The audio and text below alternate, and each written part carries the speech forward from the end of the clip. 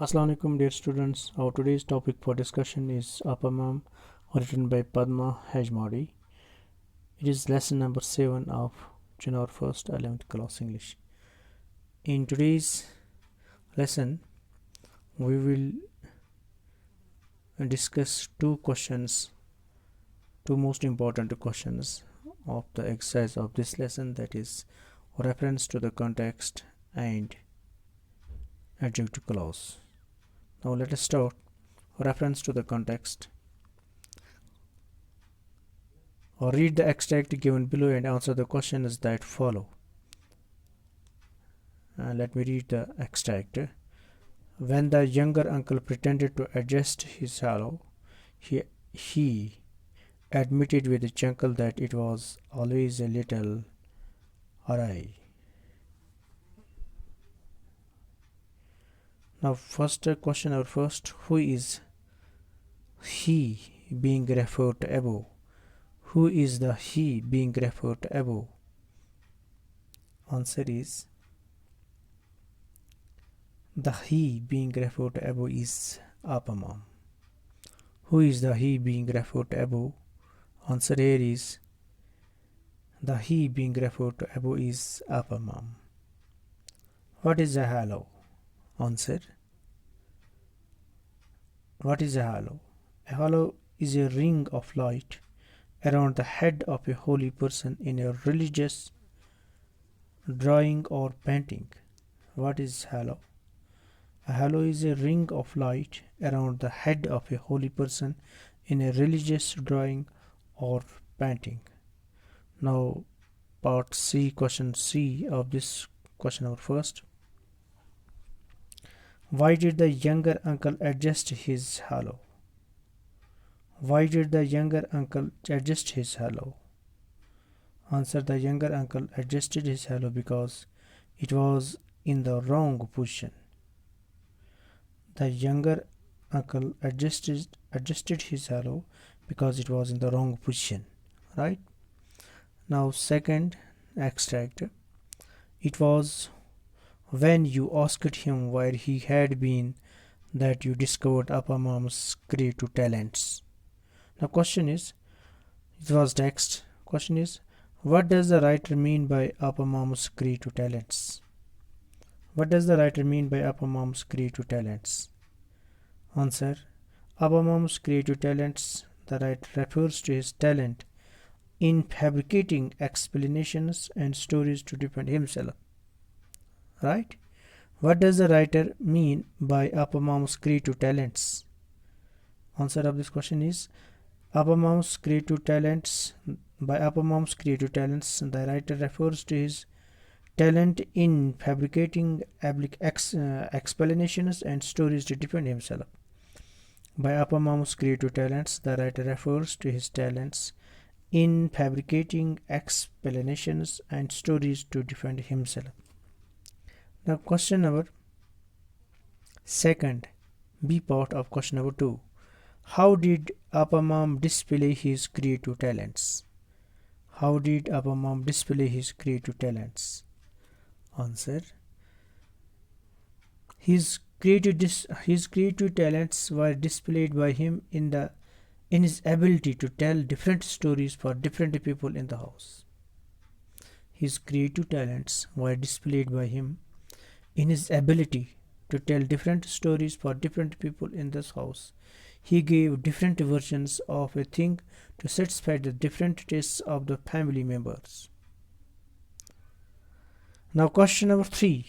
Now, text, reference to the context, part number 3. That night, after the devotees had left and Appa-mam had come in, when everybody had gone to bed and the house was silent, I mentioned to my mother that I had deceived Appa-mam was a real sannyasi after all. I mentioned to my mother that I had decided Appa-mam was a real sannyasi after all. This was text. The question is, what made the writer conclude Appa-mam was a real sannyasi? What made the writer conclude Appa-mam was a real sannyasi? Answer. When the writer saw Appa-mam's disbelief, she concluded that he was a real sannyasi. When the writer saw Appa-mam's disciples, she concluded that he was a real sannyasi. Appa-mam was a real sannyasi, right? Does the writer change his opinion of Appa-mam? Does the writer change his opinion of Appa-mam? Why and why not? Answer: the writer accepts Appa-mam was a sannyasi. When she sees when she sees him bless his disciples. But 2 days after this event, the earrings of the writer's aunt disappeared from the house. Appa-mam also disappears. The writer may be having second thought on her previous acceptance of Appa-mam as a sannyasi. Right? Now there is another question, that is adjective clause. It is a grammatical portion. Read the sentences given below. Read the sentences given below. They lived in a large rambling house which had many dark old rooms and uneven floors. Right? Now second sentence: an occasional nephew or a third cousin who was enrolled there also sometimes came to spend the weekend.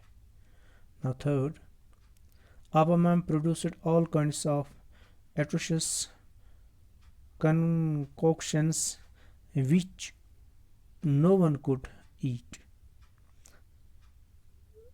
Students, the clauses in italics are adjective clauses.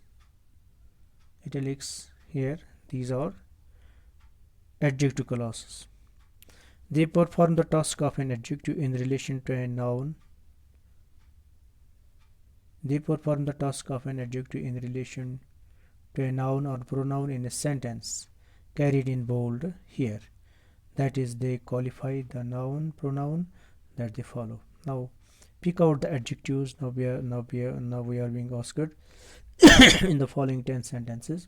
Pick out the adjective clauses in the following sentences. Also circle the nouns / pronouns that they qualify. Now first sentence is: the house that we lived in has been demolished. The house that we lived in has been demolished.